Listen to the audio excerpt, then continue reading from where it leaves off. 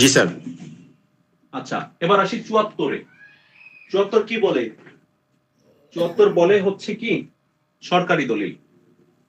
সরকারি দলিল কোনগুলো?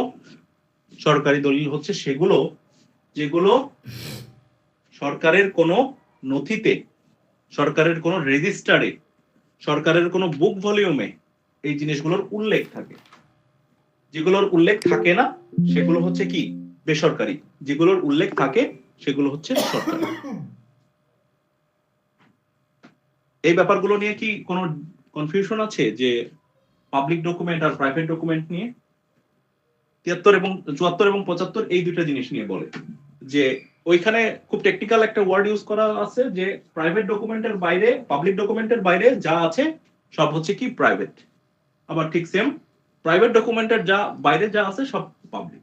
আচ্ছা, এখন এইখানে কিছু এক্সাম্পলের প্রয়োজন হয় বোঝার সুবিধার্থে। আচ্ছা, আমি যদি বলি মূল বিক্রয় দলিল, এটা কি ধরনের ডকুমেন্ট?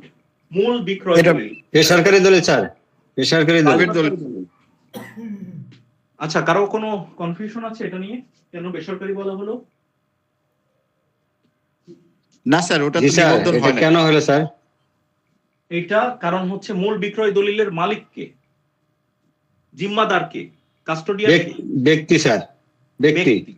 মূল বিক্রয় দলিল যেটা ওই যে ধরেন ১০০০ টাকার স্ট্যাম্পে বা ৫০০ টাকার স্ট্যাম্পে আপনি লিখেছেন, সেটা কি সাব রেজিস্ট্রার রেখে দেয় নাকি ফেরত দেয়? ফেরত দেয় স্যার। ফেরত দেয়। আর সে কি করে? সে তার বুক ভলিউমে একটা কপি লিখে রাখে।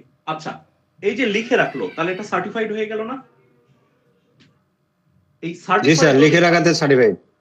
সার্টিফাইড দলিলটা কি তাহলে, পাবলিক না প্রাইভেট?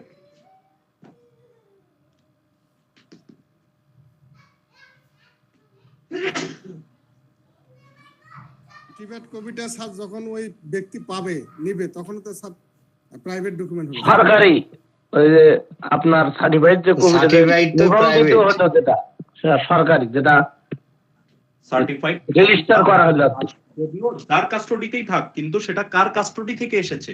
সরকারের কাস্টডি থেকে এসেছে। এটা আপনাকে মনে রাখতে হবে। কাস্টোডিয়ানকে অর্থাৎ জিম্মাদারকে, যার জিম্মায় সে ওটার মালিক। সার্টিফাইড কপির মালিককে, সার্টিফাইড কপির মালিক হচ্ছে গভর্নমেন্ট অথবা কনসার্ন সাব রেজিস্ট্রার অফিস বা কোর্ট। এইসব হলো সার্টিফাইড কপি। আচ্ছা, এখন আরেকটা এক্সাম্পলে আসি। এইখানে বলতেছে,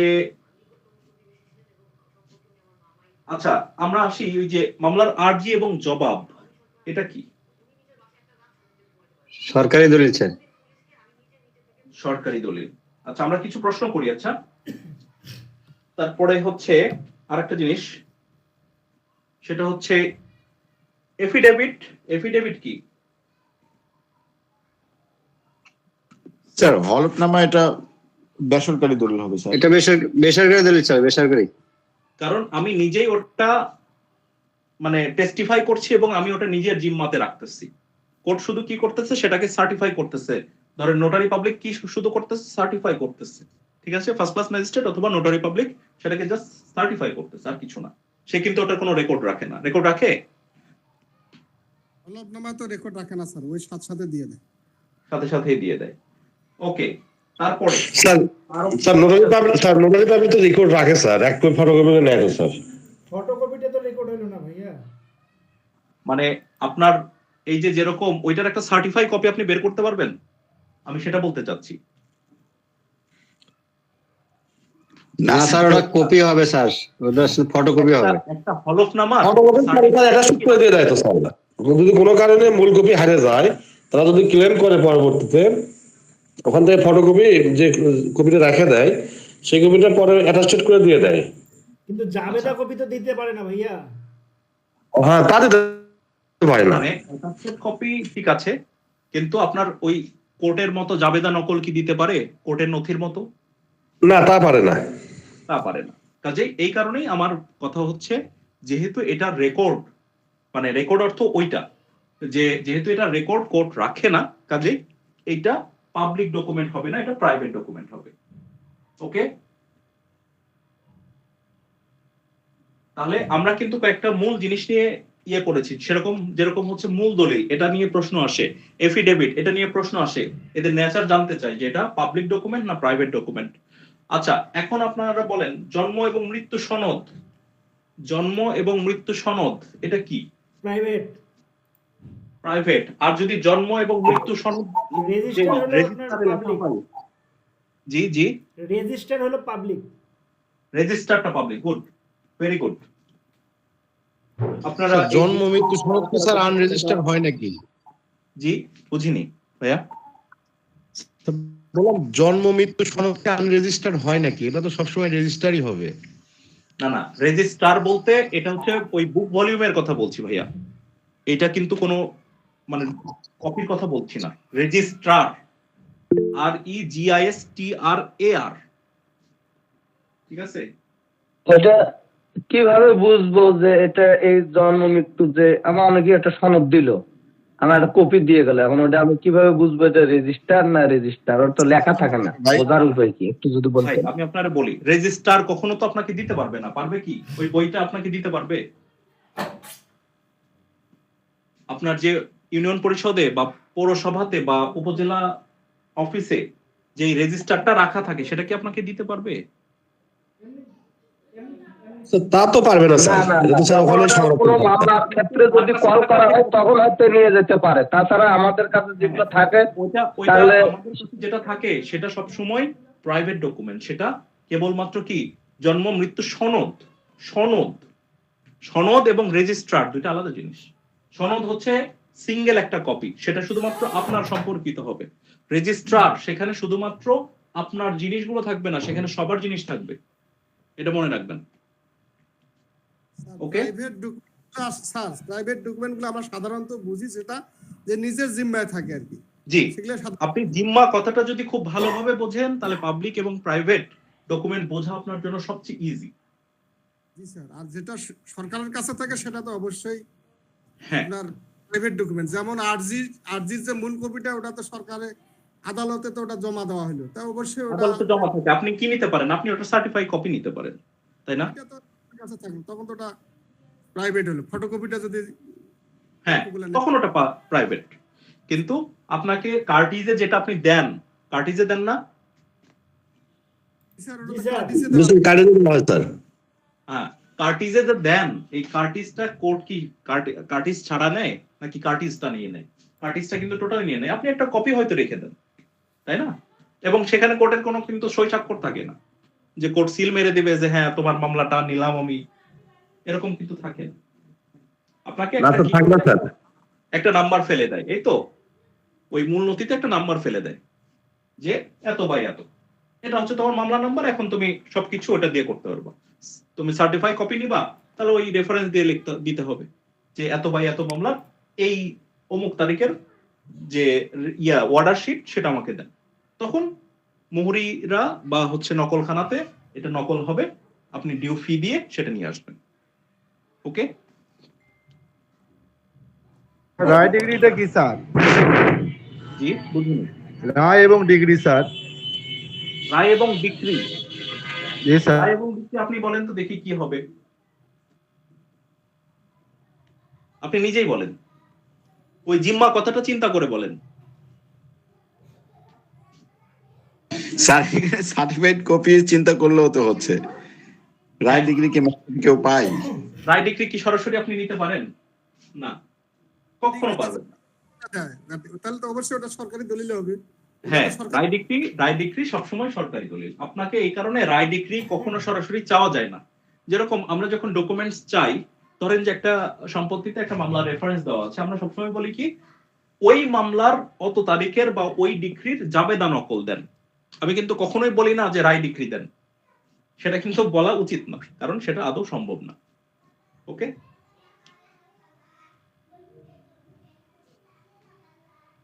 ঠিক আছে? জি স্যার। ওকে, এখন আমরা প্রিজাম্পশনে চলে যাব। স্যার একটা আরো কয়েকটা আছে স্যার। 76টা ইম্পর্টেন্ট। জি, আদমশুমারির রেজিস্টার যেটা বলছে, আদমশুমারির রেজিস্টার হচ্ছে যে স্যার বেসরকারি দলিল হিসেবে দেখাচ্ছে, ওটা তো বেসরকারি হবে না স্যার? আদমশুমারির রেজিস্ট্রার তাই না? হ্যাঁ, আদমশুমারির রেজিস্টারটা এটা বেসরকারি দলিলে হবে না, এটা সরকারি দলিলে। আপনার ধরেন কোনো রিপোর্ট হয়তো কোনো সার্ভেয়ার দিচ্ছে, সেই রিপোর্টটা আপনি নিয়েছেন, সেটা পাবলিক ডকুমেন্ট, সেটা প্রাইভেট ডকুমেন্ট হতে পারে, কিন্তু আপনার কখনোই ওই রেজিস্টারটা আদমশুমারির সব তথ্য কি আপনার জন্য অ্যাক্সেসেবল? আপনি বলেন না তো। না, কারণ এটা তো হচ্ছে জনগুরুত্বপূর্ণ একটা ব্যাপার। আপনার এনআইডি কার্ডের ইনফরমেশন যেরকম, ওই ঠিক আদমশুমারির ইনফরমেশনও ওই একই রকম।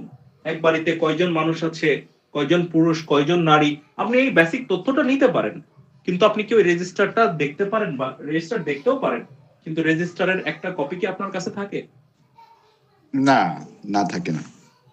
কাজেই এই জিনিসটা হচ্ছে পাবলিক ডকুমেন্ট।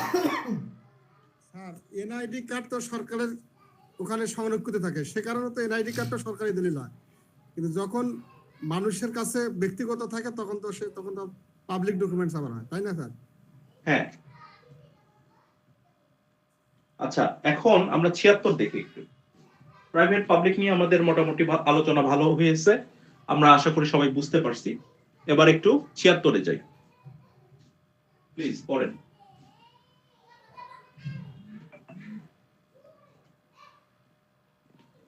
সেকশন 76। স্যার আমি বলি স্যার, এখানে হ্যাঁ অবশ্যই পড়েন। এখানে বলতে 76-এ সরকারি দলিলের সইমোহরি নকলটার কথা বলছি স্যার। যদি কোনো সরকারি দলিল থাকে সেই সইমোহরি নকল বা প্রত্যায়িত নকলটার কথা বলছি। আচ্ছা, এইখানের ব্যাপারটা হচ্ছে যে আপনি পাবলিক ডকুমেন্ট প্রমাণের উপায়টা কি, ঠিক আছে, এটা হচ্ছে কথা। পাবলিক ডকুমেন্ট প্রমাণের উপায় হচ্ছে সইমোহরি নকল, অর্থাৎ সার্টিফাইড কপি দিয়ে আপনি সেটা প্রমাণ করবেন। এখানে আর বাড়তি কিছুই নেই। আপনি কোর্টের ডিক্রি প্রমাণ করবেন, অর্ডার প্রমাণ করবেন কি দিয়ে? সার্টিফাইড ডকুমেন্ট দিয়ে। আচ্ছা, তারপরে আপনি ধরেন একটা বায়া দলিল প্রমাণ করবেন, যেটা না বায়া দলিল, মনে রাখবেন মূল দলিল কিন্তু না, বায়া দলিল। বায়া দলিল কি দিয়ে প্রমাণ করা যায়? বায়া দলিল কিন্তু সার্টিফাইড কপি দিয়ে প্রমাণ করতে হয়, কারণ বায়া দলিল যে সবসময় আপনার কাছে অরিজিনালটা থাকবে ব্যাপারটা এরকম না। আপনি ধরেন যার থেকে কিনছেন সে 100 শতক সম্পত্তি কিনছে, আপনি তার থেকে 5 শতক বা 20 শতক সম্পত্তি কিনছেন, তাহলে কি ওই অরিজিনাল দলিলটা আপনাকে দিয়ে দিবে? না, ওটা তো আপনাকে হয় সেটার একটা ফটোকপি দিবে, অথবা যদি কিছুই না দেয় তাহলে আপনি একটা সার্টিফাইড কপি উঠায় নিতে পারবেন, কিন্তু অরিজিনাল দলিলের মালিক কিন্তু আপনি নন। ওকে? জি স্যার। আচ্ছা, তাহলে 76-এর ব্যাপারটা কি? পাবলিক ডকুমেন্ট আমি কি করে প্রমাণ করব সেটার কথা হচ্ছে, পাবলিক ডকুমেন্ট অবশ্যই আমাকে সার্টিফাইড কপি দিয়ে প্রমাণ করতে হবে, আদারওয়াইজ পাবলিক ডকুমেন্ট প্রমাণ করার কোনো মানে অল্টারনেটিভ ওয়ে নাই। আর যদি আরেকটা ওয়ে আছে যে কিছু ক্ষেত্রে মানে হচ্ছে কোর্ট সরাসরি তলব করার এখতিয়ার রাখে, সেই ক্ষেত্র ব্যতীত, সেই ক্ষেত্রটা আলাদা, সেটা এক্সেপশনাল কেসে কোর্ট তলব করে। ওকে, তারপরে 77 কি ইম্পর্টেন্ট কিছু আছে? 77 দেখি। 77 স্যার শুরু জাবেদা নকল দাখিল করিয়া দলিল প্রমাণ। হ্যাঁ, ওই যে জাবেদা নকল দাখিল করে দলিলটা প্রমাণ করবেন। মানে কোর্ট কখনো কিন্তু অরিজিনাল দলিল কি নিছে খেয়াল করছেন প্রমাণ হিসেবে? না, জাবেদা নকলই। কেন নেয় না বলতে পারবেন? না স্যার, কেন নেয় না স্যার? কারণ হচ্ছে অরিজিনাল ডকুমেন্ট ফোরজারি হওয়ার সম্ভাবনা থাকে, সার্টিফাইড কপি ফোরজারি হওয়ার সম্ভাবনা থাকে না। ব্যাপারটা কি বোঝা গেছে না বোঝা যায়নি? জি স্যার, থ্যাংক ইউ স্যার। কারণ আপনার জিম্মায় থাকা জিনিস আপনি কাটাছেঁড়া করতে পারেন, ফ্লুইড মারতে পারেন, আপনি পেজ চেঞ্জ করে ফেলতে পারেন, কিন্তু একটা সার্টিফাইড কপিতে কিন্তু সেটা সম্ভব না। সম্ভব কি? ওটা তো নষ্ট হলে তো আবার তুলতে পারবে স্যার, সমস্যা না। হ্যাঁ হ্যাঁ। মূলটা তো নষ্ট হলে আর সম্ভবই না এই করা। কোনটা? মূলটা যদি নষ্ট করে কেউ, ফরজারি করে কেউ, তাহলে তো ওটা আর চেঞ্জ করা না, তারপরেও ধরেন যে আমি একটা ওই মূল দলিল দিয়ে বলতেছি যে ভাই এটা আমার জমি, এখন কারো সন্দেহ হলো, সে কি করবে? ওই দলিল নাম্বার এবং সালটা বা তারিখটা নিয়ে যাবে কোথায়? সাব রেজিস্ট্রার অফিসে গিয়ে কি বলবে যে দেখো তো ভাই সার্চ করে যে এটা আছে কিনা, যদি পায়, অর্থাৎ যদি সার্টিফাইড কপি পাওয়ার মতো অ্যাবিলিটি থাকে তাহলে কবে যে হচ্ছে হ্যাঁ দলিলটা ঠিক আছে, আর যদি না থাকে তাহলে বলবে যে দলিলটা ফোর্সড। ওকে, বোঝা গেছে? জি স্যার। আচ্ছা, এখন আরেকটা জিনিস যেটা রেজিস্ট্রেশন অ্যাক্টে বলা আছে যে একটা দলিল, অরিজিনাল দলিল যদি 2 বছর পরে আনক্লেইমড অবস্থায় পাওয়া যায় তাহলে সেটা কি করতে হবে বলেন তো? ডেস্ট্রয় করতে হবে। অর্থাৎ আপনি আপনার যে মূল দলিল সেটা যদি 2 বছরের ভেতরে উত্তোলন না করেন সাব রেজিস্ট্রার অফিস থেকে, তাহলে সেটা কি করবে? সেটা ডেস্ট্রয় করে দেবে। তখন কি করবে? স্যার একটু জি। ইরিলেভেন্ট স্যার একটা কোশ্চেন করতাম স্যার। হ্যাঁ হ্যাঁ, স্যার, sure, sure. আমার পরিচিত একজনের স্যার, ওরা 2021-22 সালে প্রায় 108% জমি মিউটেশন করেছে, 21-22। আচ্ছা, কিন্তু এই দলিলটা 1964 সালের। হ্যাঁ। এত পরে এই দলিল দিয়ে এটা কি স্যার মানে বৈধ হওয়া উচিত? এতদিন পরে এই পুরাতন এবং না, আরেকজন ওই দলিলটা মানে জাল মর্মে mutation এখন দাবি আপনি করে, বলতেছেন যে কিন্তু অলরেডি মিউটেশন হয়ে গেছে। 64 সালের মিউটেশন মানে 21 সালে করলো কেন? এই তো কথা। দলিলটা 64। হ্যাঁ হ্যাঁ স্যার, স্বাধীন বাংলাদেশের আগের দলিল ওইটা। এখন মিউটেশনের ব্যাপার বলা আছে, মিউটেশনের ক্ষেত্রে কোনো টাইম লিমিট নাই যে আপনি এত দিনের ভেতরে মিউটেশন করতে হবে, অন্যথায় আপনার নামে আর খারিজ হবে না। এটার কোনো টাইম লিমিট নাই। দেখেছেন কোথাও টাইম লিমিট এটার? স্যার ওখানে না, বলা নাই স্যার। এটা বলা নাই। আপনি যেগুলো দেখাতে পারবেন সেগুলো কি আবেদনের সময় থেকে কতদিন পরে আপনার এটার রায় বা ডিক্রি হবে, বা হচ্ছে আবেদনের সময় থেকে কতদিন পরে আপনার মিউটেশনটা সম্পন্ন হবে, এসব জিনিস দেখাতে পারবেন। কিন্তু দলিল থেকে মিউটেশনের যে গ্যাপ, এই জিনিসটার ক্ষেত্রে কিন্তু কোনো বাধ্যবাধকতা নাই। আমি বোঝাতে পারছি ভাইয়া? স্যার ওই দলিলটা তো স্যার পরবর্তীতে স্যার বিআরএস বা হ্যাঁ, অবশ্যই রেকর্ডে আসছে, অবশ্যই রেকর্ডে আসছে, রেকর্ডে তো অবশ্যই আসছে। আসে, তাহলে ওটা আবার নতুন করে স্যার না স্যার, বিষয়টা হচ্ছে স্যার জমিটা স্যার আসলে হিন্দু মালিকদের ছিল, ওরা 71-এর আগে ইন্ডিয়াতে চলে যায়, কারণ এই জমিটা স্যার ভিপি জমি হয়ে আচ্ছা, যায়। দলিলটা কি? দলিলটা দেখা কি যাচ্ছে- দলিল সেটা আপনি আমাকে বলেন। দলিলটা স্যার কি সাব এক্সচেঞ্জ? কাবলা দলিলই। আচ্ছা, না সাব না না কবলা স্যার, দলিল। সাব কাবলা দলিল, সাল কাবলা দলিল। কিন্তু ফ্যাক্ট হচ্ছে যখন ভিপি অবমুক্তি হয় তখন ওরা ওটা মিউটেশন করে নিছে। কিন্তু এখন ওই দলিলটা 1964 সালের দলিল, ওইটা রিয়েল নাকি জাল দলিল নাকি ফেক দলিল, এটা স্যার এসিলেন কিভাবে বুঝলো এত আগের দলিল? আমি স্যার এটা নিয়ে আপনি একটু আপনি তো মানে ওটা তো সার্টিফাই কপি নিতে পারেন ভাইয়া। আপনার যদি মানে ওটা নিয়ে আর্গু করার ইচ্ছা থাকে, আপনি কিন্তু ওটার সার্টিফাই কপি তুলতে পারেন। আচ্ছা আচ্ছা স্যার, সাব রেজিস্ট্রারের কাছ থেকে নতুন করে তোলা যাবে সাব স্যার? রেজিস্ট্রার অফিস থেকে আপনি ওই দলিলের যে মানে কি বলবো, ধরেন দলিল নাম্বারটা হচ্ছে 777, ওকে, সাল হচ্ছে 1964। আপনি 1964 সালের 777 নম্বর দলিল আপনি কি করবেন? সার্টিফাইড কপি চাবেন, তাদের জিম্মা থেকে সেটা দিয়ে দেবে। অনেক পুরাতন দলিল পাওয়া যায়, ইভেন ব্রিটিশ পিরিয়ডের দলিলও পাওয়া যায়। হ্যাঁ, ঠিক এখন আছে। কিছু ক্ষেত্রে দেখা যায় যে ভলিউমটা একেবারে জরাজীর্ণ ছেঁড়া ফাটা থাকে, তখন তারা বলে যে যেহেতু ছেঁড়া ফাটা আছে কাজে আমরা কপি সরবরাহ করতে পারছি না। ওকে, এখন সেক্ষেত্রে বিপত্তি তৈরি হবে, সেক্ষেত্রে কিন্তু বিপত্তি তৈরি হবে। আদারওয়াইজ আপনি সার্টিফাইড কপি পেয়ে যাবেন। যদি স্যার পাতা ছেঁড়া থাকে সেই দায়টা কে নেবে স্যার? সেই দায়টা তো আসলে, আচ্ছা এইবার একটা ক্লু আসছে, খুব ভালো প্রশ্ন করছেন। 90 ধারা মনে পড়ে এভিডেন্স অ্যাক্টের? যদিও পড়ি নাই এখনো। জি স্যার, 90 ধারা মনে পড়ে? 30 বছরের 90 ধারা কি বলে? আদালত। স্যার ওটা তো স্যার 30 বছরের কথা বলা। আচ্ছা, 30 বছরের পুরাতন দলিল যদি ডিউ কাস্টডিতে থাকে, অর্থাৎ ধরেন আমার দাদার দলিল, দাদা মারা গেছে, বাবার জিম্মায় আছে অথবা আমার জিম্মায় আছে, আমি যদি কোর্টের সামনে উপস্থাপন করি তাহলে সেটা কি কোর্ট প্রিজাম্পশন নেবে কি নেবে না? নিবে স্যার। নেবে স্যার। নিবে, কারণ 30 বছর পুরাতন দলিল, প্রথম কথা। দ্বিতীয়ত হচ্ছে ডিউ কাস্টডিতে, অর্থাৎ আমি প্যাটার্নাল লাইন, আমি যেহেতু তার উত্তরাধিকার সূত্রে মালিক, কাজে আমি কিন্তু ওই দলিলের অরিজিনাল দলিলের জিম্মাদার, জি স্যার। তাই না? সো এটা একটা কিন্তু ভ্যালিড পয়েন্ট ভাই, যিনি প্রশ্ন করছিলেন যে 64 সালের দলিল কিন্তু কাস্টডি যদি তারই থাকে, ধরেন যার নামের দলিল বা যার পূর্বপুরুষের নামের দলিল 64 সালে, স্বাভাবিকভাবেই হয়তো বেঁচে থাকতেও পারেন, যে মানে যে গ্রহীতা সে বেঁচে থাকতেও পারেন আবার নাও পারেন। আচ্ছা, ধরলাম বেঁচে আছেন, তাহলে তার কাস্টডিতে যদি পাওয়া যায় তাহলে কি সেটা প্রিজাম্পশন কি হবে? পজিটিভ প্রিজাম্পশন হবে না? স্যার এই ক্ষেত্রে আরেকটা প্রশ্ন করি স্যার। হ্যাঁ, অবশ্যই অবশ্যই। ধরেন যে পাতা ছেঁড়া, হ্যাঁ, এখন দুইটা অরিজিনাল দলিল বের হইলো, দুইটা অরিজিনাল দলিল, দুইটা অরিজিনাল, দুইটা অরিজিনাল দলিল। আচ্ছা, এবং দুইটা দাতা একই, গ্রহীতা আলাদা, সেক্ষেত্রে কি দাতা হবে? একই, গ্রহীতা আলাদা। আচ্ছা, তাহলে কি দেখবেন? তাহলে আপনি সম্পাদনের ডেট দেখবেন। কে আগে পাশে নিচে, হ্যাঁ এটা দেখা লাগবে। সম্পাদনের ডেট দেখবেন।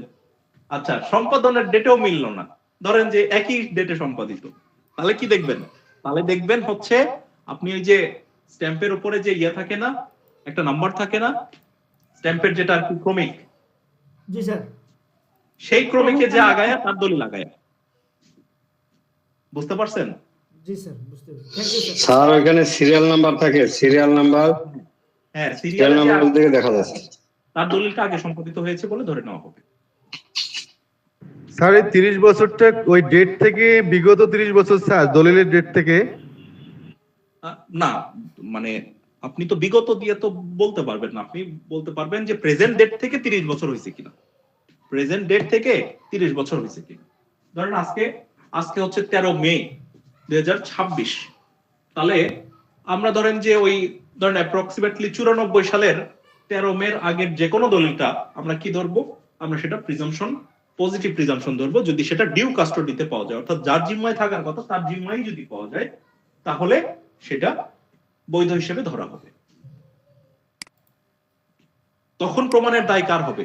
ধরেন যে এই যে ভাইয়া বললেন যে 64 সালের দলিল, সেটা আপনি বলতেছেন যে দলিলের অথেন্টিসিটি নাই, আপনি ক্লেম করতেছেন, তাহলে প্রমাণের ভারটা আপনার উপরে পড়বে, কিন্তু তাকে কিন্তু আর প্রমাণ করতে হবে না, কারণ সে ডিউ কাস্টোডিতে আছে।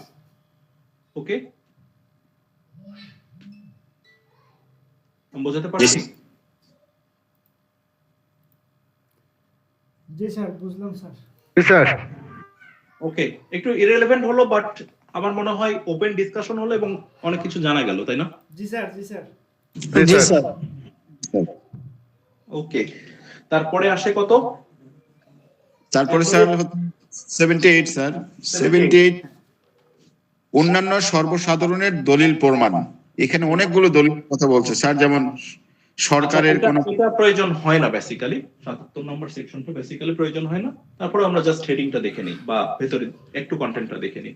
ওকে, ইবনে ভাই পড়েন। স্যার এখানে বলছে স্যার যে সরকারের বা কোনো ভূখণ্ড লইয়া বাংলাদেশ গঠিত, সেই ভূখণ্ড পরিচালনার সরকারের আইন দ্বারা ওই দলিল প্রমাণ করা যাবে। সংসদের কার্য বিবরণী হলে সংসদের পত্রিকা দ্বারা, বিদেশের শাসন বিভাগীয় কোনো কর্মকর্তার জারিকৃত আইন ইত্যাদি সম্পর্কে ওই পরিষদের কার্য বিবরণী দ্বারা, বাংলাদেশের কোনো পৌর সংস্থার কার্য বিবরণী ও কার্য বিবরণীর আইনসঙ্গত রক্ষকের সহিমোহর নকল দ্বারা। আর 6 নম্বরে বলছে যে বিদেশে কোনো প্রকার সর্বসাধারণের দলিল মূল দলিল দ্বারা কিংবা উক্ত দলিলের আইনসঙ্গত রক্ষকের দ্বারা সহিমোহরকৃত নকল অর্থাৎ সার্টিফাইড কপি দ্বারা। এখানে স্যার অন্যান্য দলিলের আচ্ছা, এখন এইখানে দেখেন, এইখানে প্রত্যেকটা জিনিসই কি বলা আছে, প্রত্যেকটা জিনিসের ক্ষেত্রেই বলা হচ্ছে, যেরকম যদি কোনো সভা সমিতি, সংসদ বা অন্য কোনো ইয়ে থাকে, কোনো প্রতিষ্ঠানের বৈঠক বা এই জিনিস, এইরকম ব্যাপারগুলো কি থাকে, তাদের একটা রেজুলেশন বই থাকে না, নাম শুনেছেন? রেজুলেশন বই। রেজুলেশন, জি স্যার। এই তখন ওই রেজুলেশন বই দিয়ে আপনি সভা সমিতি, সংসদ এসবের কার্য বিবরণীর যখনই ব্যাপার আসবে, তখনই রেজুলেশনের নাম আসবে। রেজুলেশন বই দিয়ে এই সব কিছু প্রমাণ করা যায়। আচ্ছা, ওকে, এটা গেল। তাহলে সভা সমিতির কার্য বিবরণী বা সংসদের কার্য বিবরণী আমরা সবসময় কি দিয়ে প্রমাণ করবো? রেজুলেশন দিয়ে। ওকে, এরপরে আসতেছে যদি ফরেন গভর্নমেন্টের কোনো এরকম ব্যাপার থাকে, তখন ওই রিলেটেড যে কনসার্ন ব্যক্তি, অর্থাৎ যেরকম ধরেন যে আমি ইন্ডিয়ান পার্লামেন্টারি একটা ব্যাপার নিয়ে প্রশ্ন তুলছি বাংলাদেশি কোর্টে, এগুলো আসলে খুব রিলেভেন্ট না, তারপরে আমি বলছি, তাহলে আপনি কি তাদের রেজুলেশন বই তলব করতে পারবেন? না, পারবেন না। আপনি কি করতে পারবেন? সংসদ বিষয়ক যে তাদের যে সচিব আছে, সে একটা রিপোর্ট দেবে, সেই রিপোর্টটাকে আপনাকে কোর্টে প্রেজেন্ট করতে হবে, সেই তাদের কার্য বিবরণী প্রকাশ করার জন্য।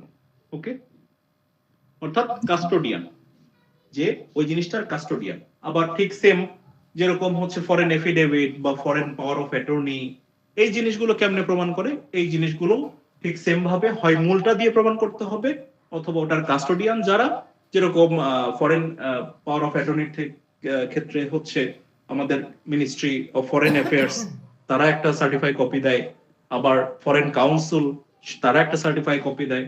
এরকম জিনিসগুলো দিয়ে প্রমাণ করতে হয়। আমার কথা হচ্ছে, প্রশ্ন যেখান থেকেই আসুক আপনার কাছে যেন মনে না হয় যে এই জিনিসটা আমি কখনো পড়িনি। এই কারণে এই সিলি সেকশন গুলো টাচ করে যাচ্ছি। ওকে? জি স্যার, জি স্যার। আচ্ছা, এরপরে আসতেছে কত স্যার, এরপরে ওই যে প্রিজাম্পশন অ্যাজ টু ডকুমেন্ট, দলিল অনুমান গুলো আসতেছে স্যার 79 থেকে। 79 থেকে 79 এ কি বলতেছে? Presumption as to genuineness of certified copy. এইখানকার আমার এই যে প্রিজাম্পশনের যে সেকশন গুলো, এইখানে আমি মনে রাখবো কোন জায়গায় কোন প্রিজাম্পশনের কথা বলছে, অর্থাৎ শ্যাল নামে, আর হচ্ছে কোন বিষয়ে বলছে। যেরকম 79 কি বলতেছে? Genuineness of certified copy, genuineness of certified copy, অর্থাৎ জাবেদা নকল বিষয়ে অনুমান। জাবেদা নকল বিষয়ে অনুমানটা কেমন? Shall presume. ওকে? জি স্যার। Shall presume. আচ্ছা, এরপরে 80 presumption as to document produced as record of evidence, অর্থাৎ আদালতে যে আপনি যে জেরা বা জবানবন্দি দিয়ে থাকেন, কোর্ট সেটা লেখে না? জি স্যার, লেখে স্যার। কোর্ট সেটা লেখে। আচ্ছা, এই যে লেখে, এই জিনিসটার যদি কোনো সার্টিফাইড কপি আসে, তখন সেটার প্রিজাম্পশন কি? শ্যাল প্রিজুম। Shall presume. স্যার, এটা কি 164 কি কাউন্ট করা যাবে? 164 কাউন্ট হবে, 164 কাউন্ট হবে, কারণ 164 ইজ আ এভিডেন্স, এটা মনে রাখতে হবে। 161 কি? একটা স্টেটমেন্ট। এভিডেন্স কোনটা আর স্টেটমেন্ট কোনটা, এটার তফাৎ আপনাকে এজ আ ল স্টুডেন্ট বুঝতে হবে। ওকে? জি স্যার। যেরকম ওখানে কি বলা আছে? স্বীকৃতিমূলক জবানবন্দি। 164 ভাষ্য তো এই, তাই না? স্বীকৃতিমূলক জবানবন্দি না? জি স্যার। জবানবন্দি কথাটা দ্বারা আপনি কি একটা এভিডেন্সের গ্রন্থ পান না? তাই না? জি স্যার, স্যার। অবশ্যই। স্যার, হামজা এটাও আলম আইসা। জি জি। ওই যে বললেন না যে ল স্টুডেন্টের একটু মানে ইয়া পাওয়া যায়, স্বীকৃতির, যখন জবানবন্দির কথা বললেন না? হুম। এভিডেন্সের একটা ঘ্রাণ পাওয়া যায়। জি স্যার, এই হচ্ছে কথা। সো এই জিনিসগুলো যেগুলোই কোর্ট প্রসিডিং অথবা কোর্টের এভিডেন্স গ্রহণ অথবা কোর্টের বাইরে যে সকল এভিডেন্স গ্রহণ অ্যালাউড, এই সকল বিষয় নিয়ে কোনো যদি ডকুমেন্ট থাকে, সেই ডকুমেন্টটার ক্ষেত্রেও প্রিজাম্পশনটা কি? প্রিজাম্পশনটা শ্যাল প্রিজিউম। ওকে? শ্যাল প্রিজিউম আর মে প্রিজিউম কি আমাকে আবার বোঝাতে হবে, নাকি এটার ব্যাপারে ধারণা আমাদের আছে? আমরা তো পড়েছি। জি স্যার, আছে স্যার। শ্যাল প্রিজিউমের ধারণাটা একটু বলবেন? শ্যাল প্রিজিউম আমরা যে বলতেছি 79, 80 এগুলো শ্যাল প্রিজিউম। হ্যাঁ, শ্যাল প্রিজিউমটা কি? মে প্রিজুমটা একটা সাধারণ প্রকৃতির হচ্ছে যে অ্যাজাম্পশন বা এভিডেন্স, যেটা আদালত ধরে নিবে, কিন্তু আদালত আবার এর এগেইনস্টে বলবে যে এটা প্রমাণ করেন, বলতেও পারেন, তখন ওটা প্রমাণ করতে হবে। আর শ্যাল প্রিজুম আদালত অবশ্যই ধরে নিবে, আদালত এটা প্রমাণ করতেও পারে, নাও করতে পারে, তবে অপর কেউ যদি এটা প্রমাণ করতে পারে তখন আদালত ওটা মানে সে অনুযায়ী যেটা প্রমাণিত হবে সেটা মেনে নেবে, এই তো? জি স্যার। ওকে, এখন একটা ছোট্ট কথা আছে, সেটা হচ্ছে মে প্রিজিউম কোর্টের জন্য ধরে নেওয়াটা বাধ্যতামূলক কিন্তু নয়। ঠিক আছে? প্রমাণ আসবে কি আসবে না, প্রমাণিত হবে কি হবে না, সেটা পরের ব্যাপার। কোর্ট সেটা ধরতেও পারে, নাও পারে। এটা হচ্ছে প্রথম জুরিসডিকশন। দ্বিতীয়ত, যদি না ধরে তাহলে বিপরীত প্রমাণ করা যেতে পারে। ঠিক আছে? জি স্যার। ওকে, তাহলে হচ্ছে আমরা 79 এবং 80 গেলাম, যেটা দুটাই হচ্ছে কি, নেচারটা কি, শ্যাল প্রিজিউম। আচ্ছা, এরপরে 81 কি বলা আছে? 81 বলা আছে স্যার যে, স্যার 81 তো হচ্ছে যে অমিটেড। ও, অমিটেড, সরি। আচ্ছা, তারপরে তারপরে কত আছে? 85 স্যার 81 কো আছে স্যার। 81 এ তে বলা হচ্ছে presumption as to gazette in digital forms. Gazette in digital form. এই যে আপনি যে ধরেন যে কি বলে বার কাউন্সিলের কোনো অর্ডার ইস্যু করলো, এগুলো কি গেজেট না? আবার হচ্ছে আইনের ধরেন যে কোনো একটা আইন সংশোধনী করে গেজেট প্রকাশ করলো, এগুলো কি? এগুলো কি পাবলিক ডকুমেন্ট না? এক তো পাবলিক ডকুমেন্ট, দ্বিতীয়ত হচ্ছে কি এটা ডিজিটাল ফরম্যাটে আসতেছে। আপনি কিন্তু কি করতেছেন, আপনি ওয়েবসাইটে গিয়ে পিডিএফ নিচ্ছেন, আপনি তো আর হার্ড কপি কিনতেছেন না, তাই না? না স্যার, পিডিএফ নিচ্ছি বা পিডিএফ। এই পিডিএফটা কি? এই পিডিএফটার ক্ষেত্রেও প্রিজাম্পশনটা হচ্ছে শ্যাল প্রিজিউম, যেহেতু এটা পাবলিক রেকর্ড। এবং এটা কিভাবে জেনারেট করা হয়, এটা হচ্ছে মেকানিক্যালি জেনারেট করা হয়। এটা কিন্তু আপনার হাত দেওয়ার পিডিএফ কি এডিট করতে পারেন? না স্যার, করা যায়। গেজেট নোটিফিকেশন এডিট করতে পারেন না ডিজিটাল ফরম্যাটে যদি এসে থাকে। এই কারণে এগুলোর ক্ষেত্রেও প্রিজাম্পশনটা শ্যাল। ওকে, তারপর এরপরে স্যার যেটা আছে হচ্ছে যে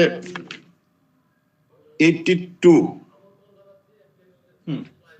82 বলা হচ্ছে স্যার ইংল্যান্ডে যেসব সিল এবং স্বাক্ষরের প্রমাণ এই জিনিসটা আমার খুব খুব ইয়া লাগে, ইরিটেটেড লাগে। এই জিনিসগুলো আসলে আমাদের ম্যাডাম যখন পড়াতেন, ম্যাডাম খুব মানে বিরক্ত হইতেন যে এগুলো কেন এখনো আমাদের আইনের অংশ, এগুলোর আসলে কোনো বাস্তবিক প্রয়োগ নাই। ওকে, তারপরে এরপরে স্যার হচ্ছে যে সরকারি কর্তৃত্বাধীনে প্রণীত নকশা কিংবা পরিকল্পনা সম্পর্কে অনুমান, ম্যাপস এন্ড আচ্ছা, প্ল্যান। আমরা ওই 36-37 এর একটু গন্ধ পাচ্ছি, কি মনে পড়ে? ম্যাপ, প্ল্যান, চার্ট মনে আছে? স্যার 36 বলা ছিল স্যার, ওটা স্যার যে 36 স্যার। হ্যাঁ, ওই সেম জিনিসগুলো ধরেন যখন বেসরকারি উপায়ে তৈরি হবে, ধরেন আপনি একটা আপনার মানে প্রাইভেট একটা সার্ভেয়ার দিয়ে সার্ভে করতেছেন, আপনি একটা নিজস্ব একটা আমিন দিয়ে মাপতেছেন, এই জিনিসগুলো যখন ম্যাপ, চার্ট, প্ল্যান আসে তখন কিন্তু সেটা শ্যাল প্রিজম হয় না, তখন সেটা মে প্রিজম হয়। আর গভর্নমেন্ট সার্ভেয়ার যখন সার্ভে করে যায়, যেরকম এই যে রেকর্ড গুলো যে করতেছে সিএসএস, আরএস, বিএস, এই সবগুলোই কি, এই সবগুলো কিন্তু গভর্নমেন্ট সার্ভেয়ার করে এবং গভর্নমেন্ট থেকে সরকারি গেজেট নোটিফিকেশনে এগুলো প্রকাশিত হয়। এই কারণে এগুলোর ক্ষেত্রে প্রিজাম্পশনটা কি শ্যাল প্রিজম। ওকে,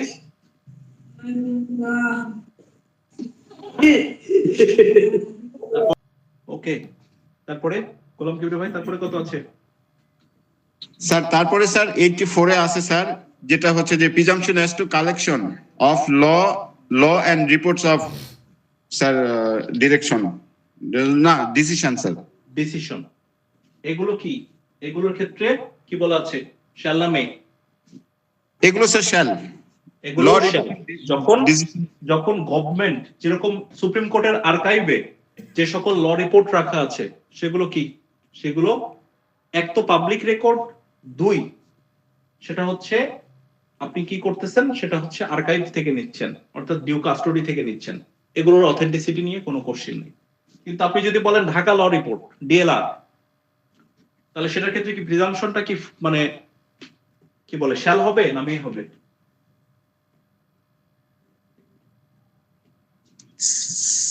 স্যার এটা তো sir collection of law report, তাহলে ঢাকা ল রিপোর্ট না, ঠিক আছে, সেটা ঠিক আছে, কিন্তু এটার ওনার কি গভর্নমেন্ট কি? না, ওনার তো গভর্নমেন্ট না স্যার। এটা কি মানে গভর্নমেন্ট প্রিন্টিং প্রেসে প্রিন্ট হয় না? না না না স্যার। ঠিক আছে, মনে রাখতে হবে এই জিনিসগুলো খুব ট্রিকি, কিন্তু এগুলো মনে রাখা সহজ। গভর্নমেন্টের তত্ত্বাবধানে যা প্রিন্ট হয় সবই গভর্নমেন্ট রেকর্ড। ওকে, তো may may presume, right. DLR হলে কি হবে, মে প্রিজম হবে। আর যদি সুপ্রিম কোর্টের আর্কাইভ হয়, শ্যাল প্রিজম হবে স্যার, শ্যাল হবে স্যার, শ্যাল প্রিজম হবে। ওকে, এরপরে কি 85 স্যার? এরপরে 85 sir, presumption as two power of attorney. Power of attorney, এইখানে কি presumption as two power of attorney? এটাও শ্যাল, শ্যাল প্রিজিউম। অর্থাৎ পাওয়ার অফ অ্যাটর্নি নিয়ে প্রিজাম্পশন সবসময় পজিটিভ প্রিজাম্পশন হয়। ওকে, তারপরে এরপরে 85 ক নাকি না খ? 85 আছে, খ আছে স্যার। আচ্ছা, কটা? কটা কি? কটা স্যার? ডিজিটাল আকারে চুক্তির অনুমান, presumption as two agreement of digital form. আচ্ছা, এটাও এই স্যার। জিনিসটা- এটাও কি শ্যাল? অর্থাৎ ধরেন যে হচ্ছে গভর্নমেন্ট বা আপনার private person, public person, what ever it is, person এখানে ম্যাটার না। এখানে ম্যাটারটা হচ্ছে আপনার চুক্তি কি ডিজিটাল ফরম্যাটে কিনা এবং সেটা অথেন্টিক কিনা। যেরকম একটা চুক্তির যদি আপনার পিডিএফ ফরম্যাটে সেই জিনিসটা পাওয়া যায় যেটা নন এডিটেবল, সেই জিনিসটার ক্ষেত্রে প্রিজাম্পশন অ্যাফার্মেটিভ প্রিজাম্পশন অর্থাৎ শ্যাল প্রিজুম। ওকে, কিন্তু আপনি একটা ওয়ার্ড ডকুমেন্ট আপনি বলবেন যে এটা একটা চুক্তিপত্র, সেটা কিন্তু মানা হবে না, কারণ সেটা এডিটেবল ফরম্যাটে আছে, আপনি ইউ ক্যান এডিট। ওকে, জি স্যার। কাজেই ডিজিটাল মানেই যে সবকিছু একেবারে শ্যাল না, আপনাকে বুঝতে হবে সেটার অথেন্টিক সোর্স আছে কিনা। ঠিক আছে, সোর্স যদি অথেন্টিক হয় তাহলে সেটার ক্ষেত্রে প্রিজাম্পশন অবশ্যই শ্যাল হবে, আর যদি সোর্স অথেন্টিক না হয় সেটার ক্ষেত্রে মে হবে। কাজেই একটা জিনিসেরই এইখানে খুব সিলি একটা ব্যাপার থাকে যে আমি যদি বলি government record in PDF form বা পিডিএফ ফরম্যাট, তাহলে সেটা শ্যাল হবে, কিন্তু গভর্নমেন্ট রেকর্ড যদি ওয়ার্ড ফরম্যাটে, ওয়ার্ড ডকুমেন্টে আসে, তখন সেটা কিন্তু আর শ্যাল প্রিজুমের মর্যাদা পাবে না, কারণ you can easily edit that thing, তাই না? জি স্যার। অর্থাৎ এডিট অপশনটা যদি গভর্নমেন্ট সুরক্ষিত করে রাখতে পারে ওই ফরম্যাটে আপনি সেটা শ্যাল। হ্যাঁ, এখন ওই যে অল লজ অফ বাংলাদেশ তো সবাই সার্চ করে, তাই না? All lodge of Bangladesh, G G sir. Lodge of Bangladesh, lodge of বাংলাদেশে আপনি জানতো যে একটা জিনিস চেঞ্জ করতে পারবেন? পারবেন না। না, সম্ভব না স্যার। এবং ওখান থেকে যেটা ডাউনলোড দিবেন সেটাও কি আসবে? পিডিএফ আসবে, অর্থাৎ নট এডিটেবল ভার্সন আসবে। কাজেই এই জিনিসগুলোর সোর্স গুলো অথেন্টিক। ওকে, এরপরে স্যার হ্যাঁ, presumption as to digital record and digital signature, এগুলো যদি সোর্সটা অথেন্টিক হয় তাহলে আমরা শ্যাল ধরবো, কারণ ওই যে এগুলো আপনার ডিজিটাল রেকর্ড বা ডিজিটাল সিগনেচার, এই জিনিসগুলো অথেন্টিকেট করে কে? মনে আছে আমি বলেছিলাম? এটা স্যার ওই যে কনসার্ন অথরিটি, সংশ্লিষ্ট অথরিটি, ওরা আইসিটি মিনিস্ট্রি। আইসিটি মিনিস্ট্রি আপনি একটা ডিজিটাল সিগনেচার দিবেন, সেই সিগনেচারটা ভেরিফাই করে আপনাকে একটা সিগনেচার সার্টিফিকেট দিয়ে দেবে কে? ICT ministry.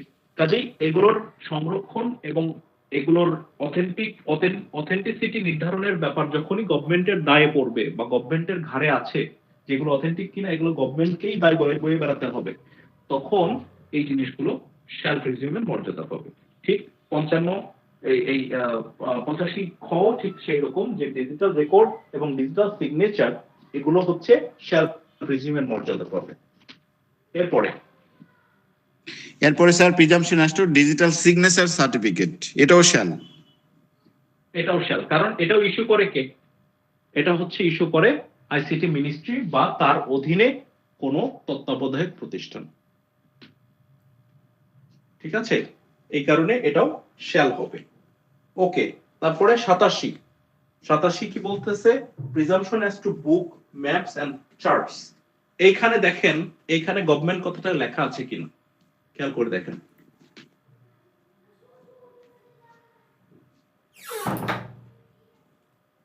আছে? না স্যার, এখানে গভর্নমেন্ট নাই। এইটা হচ্ছে প্রাইভেটলি, মনে রাখবেন এটা হচ্ছে প্রাইভেটলি, এই কারণেই এটা হচ্ছে মে। যেরকম আমি যদি একটা বই লিখি তাহলে সেটার ক্ষেত্রে প্রিজাম্পশনটা কি বলেন তো? স্যার আপনি যদি বই লেখেন, এটা যদি স্যার প্রকাশিত হয়ে যায়, তাহলে তো এটা শ্যাল হওয়ার কোনো সুযোগ নাই স্যার, এটা মেন হবে। তাহলে আমি এখানে প্রশ্ন হচ্ছে ম্যানুস্ক্রিপ্ট, তাই না? যে পাণ্ডুলিপিটা যখন থাকতেছে তখন কি হচ্ছে? তখন সেটার ক্ষেত্রে মে। আর যখন পাণ্ডুলিপিটা পাবলিকলি এক্সপ্রেড হচ্ছে, যেরকম হচ্ছে ধরেন যে একটা নিউজ পেপার, যখন নিউজ পেপার অফিসে থাকে, অর্থাৎ মানে আপনি যখন নিউজ পেপারটা মানে প্রেসে দেননি বা পাবলিকলি সেটা ছড়াই নাই, ততক্ষণ পর্যন্ত সেটা কি, ততক্ষণ পর্যন্ত সেটা কিন্তু মে প্রিজিয়ামের মর্যাদা পাবে। শেয়ার তখনই হবে যখন ওটা পাবলিকলি প্রচারিত হয়ে যাবে, কারণ সেটা আর কি করার অপশন থাকবে না, সেটা আর ঘষা মাজা করার অপশন থাকবে না। বুঝতে পেরেছেন? জি স্যার।